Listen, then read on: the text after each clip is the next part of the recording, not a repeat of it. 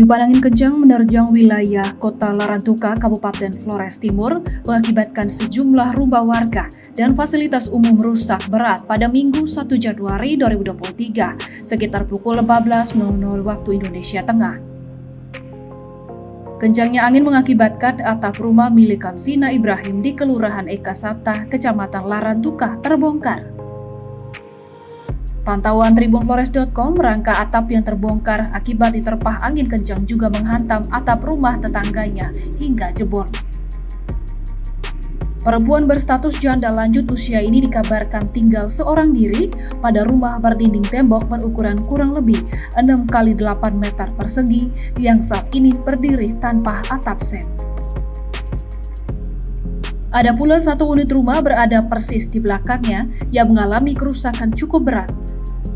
Atap seng terbongkar membuat penghuni rumah terpaksa mengungsi di keluarga terdekatnya. Kepala Bidang Kedaruratan dan Logistik BPBD Flores Timur, Avelina Manggota Halan mengatakan, saat ini pihaknya sedang mendata kerusakan rumah dan bangunan lainnya dalam wilayah Kota Larantuka dan di pedesaan. Dijelaskannya, pejabat Bupati Flores Timur, Doris Alexanderi, sudah menginstruksikan agar dilakukan rapat tanggap cuaca ekstrim yang sedang melanda wilayah ini.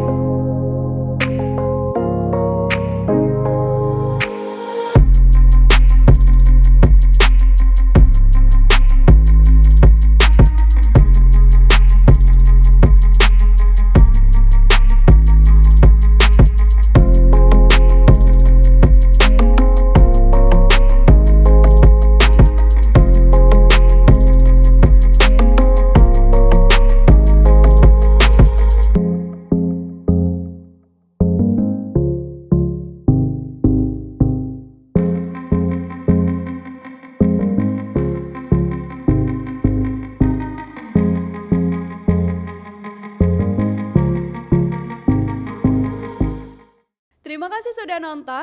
Jangan lupa like, subscribe, dan share ya.